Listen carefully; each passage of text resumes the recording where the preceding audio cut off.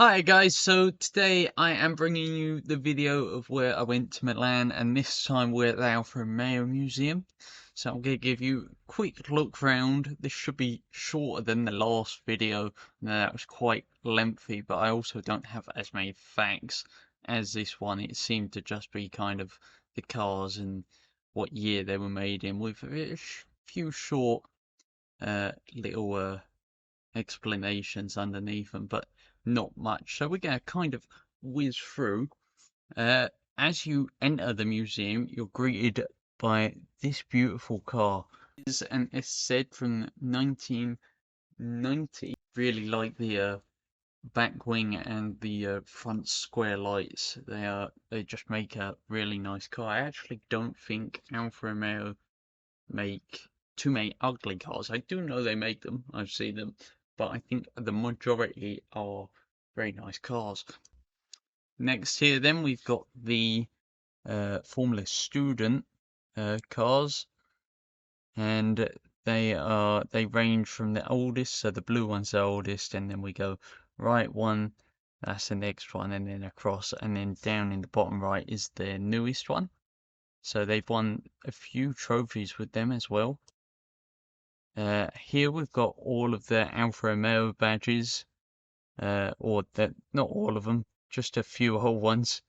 The story of how it was formed from Alfa to Alfa Romeo. Then, of course, they did manufacture planes as well, along with boats where they broke water speed record. Of course, I think they did that twice, but they still hold the record for years now. So here we've got a super old car from 1910, the ALFA 24 horsepower. So yeah, not a lot of horsepower, but for that time, it was an amazing machine. Then we've got the Alpha 15 horsepower. This was a Corsa, apparently, made in 1911. Then we've got this really nice white car here. This is the 6C 1750 Grand Sport, made in 1931. It just looks lovely in white. And then they've also got a very similar car in red. This is the Corto. Very nice cars. Then this is kind of like a mafia, I guess, kind of style car. Really old with a big cab. This is the 6C 2300B, made in 1935. And we've got also another mafia style looking car, the 6C 2500 Sport. This is the 1900, made in 1950. This is a nice one as well. This is the 1900 Super Sprint, so their first Super Sprint. Then we've got one of the first Giuliettas, so that is an absolute icon. And then we've got the 2600 Sprint. That is a nice car. I like that one. And then we've got one of the first Giulias as well. So this is also a very iconic car. Then we move on to the Montreal, made in 1970. Looks quite fast. Also in bright orange. Not sure if that's a colour I picked, but it looks good on that car. Here is the Alpha Sud, quite an iconic car.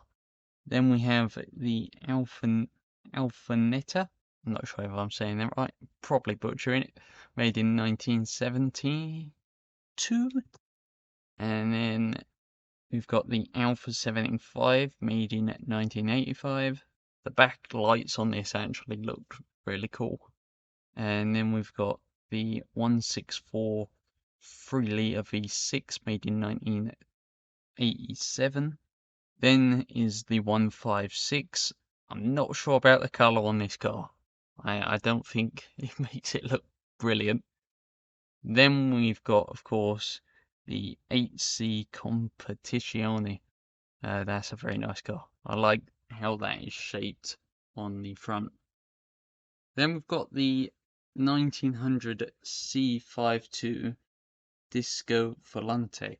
And you can kind of see it looks sort of like a boat in some perspective. So I guess that's where their manufacturing from, and it could have come from inspiration from their water speed records. Then the 2000 Sportiva, made in 1954, has a very long nose. And then we've got the Giulia Sprint Speciale, so I'm imagining that's prototype, in 1965. Then we have a very strange looking car, 4060 HP Aerodynamica. So I'm guessing it has some sort of really good aerodynamics, or it achieves something of that.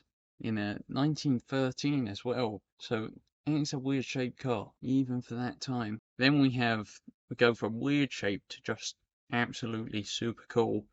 The Carabao 1968, it just looks like something from the future, really. It does look amazing. Then we move on to the Iguana, the 1969 version. It's got a strange bit of paint on that, but it does kind of look cool. Then we move on to something that I think kind of looks like a Ferrari 330 P4 maybe. The 33/2 Coupe Speciale, also made in 1969, another kind of futuristic car. This is the New Villa, 1996. And I've got to be honest, I don't like the lights on this car, they look weird. Then we move back to this kind of mafia style vibe. The 6C 2300B Milan Miguelana, 1938. The 6C 2500 Sport, 1939. And we've got here this, ultimately, the longest nose on really any car that I've ever seen. The 8C 2900B Lungo, 1938. It does look really nice though. Especially in that colour, it really matches the shape of the car. Then we've got the Giulietta Spider and the 1600 Spider Duetto.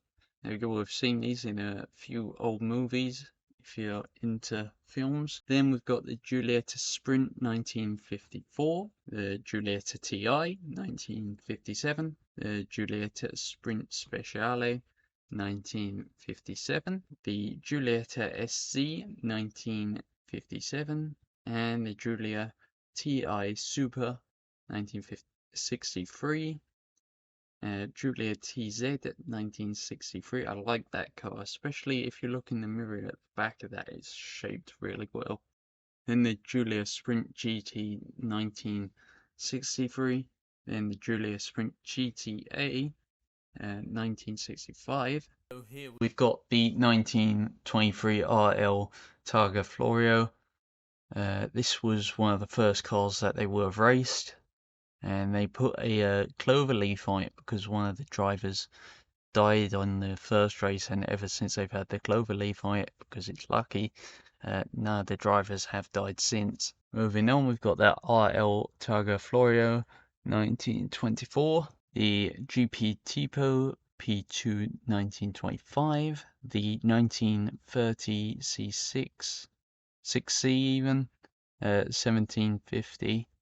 You can see it's weird with the they've gone with red lights on the front instead of clear or yellow. Here's a 1931 8C Le Mans car. So this raced in Le Mans. 1931 8C 2300 Monza. 1938 8C 2900B Speciale Le Mans. 1932 Gran Premio TPO-B, 1936 GP TPO C12C. This was one of their cars with Ferrari, of course. Enzo Ferrari raced with them before building the Scuderia. This is the 1935P Bitamori and the 1931 Gran Premio TPO-A, also a Ferrari car. Here we've got some of the drivers that drove for them. So, Achille Vazzari, Enzo Ferrari, Antonio Ascari as well. Also Juan Alfangio, Giuseppe Ferrania. Here's some of the cars they were raced in as well. Pretty sure this one belonged to Juan Manuel Fangio.